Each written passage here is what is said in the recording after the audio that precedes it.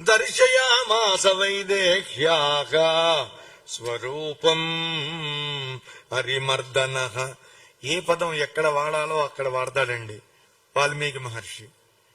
అందరూ చాలా మంది సుందరకాండ చదవచ్చు, కాదని నేను అంటలేదండి. స్వరూప హరిమర్దన అంటే వెళ్ళిపోతారు. ఏమిటి అందులో విశేషం అంటే, కాస్త సంస్కృత జ్ఞానం, సాహిత్య జ్ఞానం, పెద్దల అనుగ్రహం ఉన్నటువంటి వాళ్ళ ద్వారా మనం కనుక వింటే మనకు కొంత ఆనందం కలుగుతుందండి. చూపించాట సీతమ్మ తల్లికి. ఏం చూపించాడు? స్వరూపం, తన రూపం చూపించాడు. తనంటే ఏమిటి, అసలు హనుమంతుడంటే ఏమిటి అనే విషయాన్ని చూపించాట. ఎలా చూపించాడు?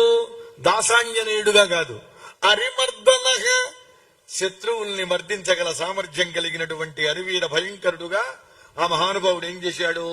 సీతా ప్రత్యయ కారణాత్, సీతమ్మకు నమ్మకం కలిగించాలి అని తతో వర్ధితుమారేభే, పెరగడం మొదలు పెట్టాడండి. హనుమ పెరుగుతున్నాడు. ఎలా ఉన్నాడు స్వామి? మేరుమందర సంకాశక, మేరు పర్వతంలాగా, మందర పర్వతంలాగా ఉన్నాడు. భగభగమండే అగ్ని తేజస్సులాగా ప్రకాశిస్తున్నాడు. సీతమ్మ ఎంతుంది, హనుమ అంతున్నాడు. పైనుంచి సీతమ్మను చూశాడండి. చూస్తే అమ్మ ఆశ్చర్యపోయి చూస్తుందండి. ఏమిటి, ఇంతవరకు చేతులు జోడించి నేనమ్మా, హనుమనమ్మా, రామదూతనమ్మా అన్నవాడేనా? ఈనాడు తేరిపార చూడటానికి వీలు లేకుండా అద్భుతమైనటువంటి రూపం ధరించి ఉన్నాడు హనుమ. హరి పర్వత సంకాశక, పర్వతమంత రూపంతో ఉన్నట్టండి ఆంజనేయుడు.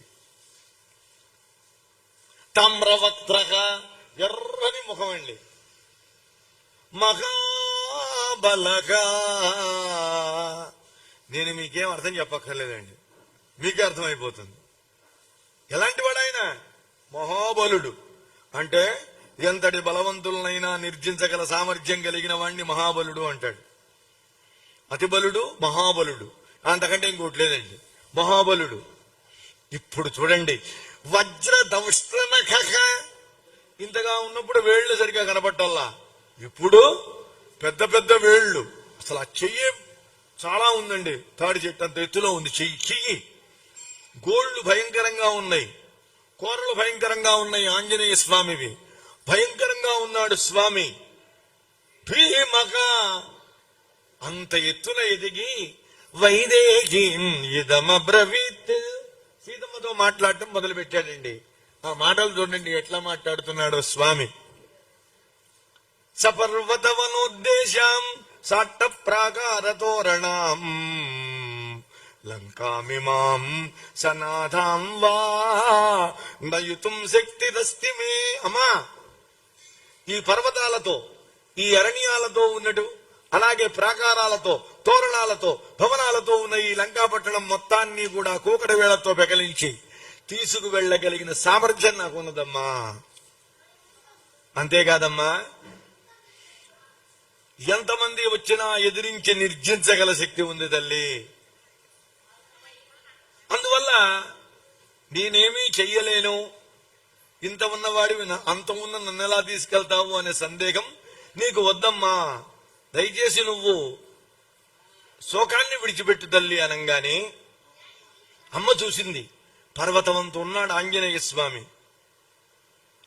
తామర పువ్వులు రేకుల్లాంటి విశాలమైనటువంటి కన్నులతో ఆ స్వామిని చూసి, హనుమా నువ్వు ఎంత గొప్పవాడివా, తగ్గునాయనా అందండి. తగ్గు అంది. నీ బలం, నీ పరాక్రమం, నీ తేజస్సు, నీ ఓజస్సు ఇవన్నీ శత్రువుల పైన. ఆనందం తట్టుకోలేకపోయిందండి హనుమన్ చూసి. తవ సత్వం బలం చైవ విజానామి మహాకపే, అద్భుతమైనటువంటి బల పరాక్రమాల్ని, నీ వాయువేగ గమనాన్ని నేను తెలుసుకున్నానయ్యా. నీ తేజస్సు అగ్నిలాగా ఉంది. అసలు నా దగ్గరికి వేరొక నీవు తప్ప ఎవరు రాగలరాయా ఆంజనేయ అన్నదండి. అంతే అంటున్నాడు. తగునాయన అనగానే మళ్ళీ ఏడి, మళ్ళీ అమ్మా అన్నాడు. ఆంజనేయ స్వామి ఎందుకు పెరిగాడు అంటే తన గొప్పతనం చూపించుకోవడం కోసం కాదు. ఇది గుర్తుపెట్టుకోవాలండి. సీతమ్మ దగ్గర హనుమ గొప్పతనం చూపించుకున్నాడు అనుకుంటే పొరపాటు. అమ్మ భయం పోగొట్టాలి. అమ్మకి సందేహం కలిగింది, సందేహ నివారణ చెయ్యాలి. ఈ హనుమ అష్టసిద్ధి సంపన్నుడు. తేలిగ్గా మారగలడు, బరువుగా మారగలడు, పెద్దగా మారగలడు, చిన్నగా మారగలడు. ఎన్నో ఉన్నాయి హనుమలో. ఇవి అమ్మకు తెలిస్తే అమ్మకు ఆనందం కలుగుతుంది. అమ్మకు ధైర్యాన్ని తాను కలిగించాలి. అందుకని చెప్పి అంత ఎత్తునెదిగాడు, వజ్ర నకుడయ్యాడు, వజ్ర దేహుడయ్యాడు, వజ్ర దంష్ట్రుడయ్యాడు, అచల సంకాశుడయ్యాడు. నాయనా హనుమ తగవయా అనగానే మళ్ళీ వెంటనే తగ్గాడండి.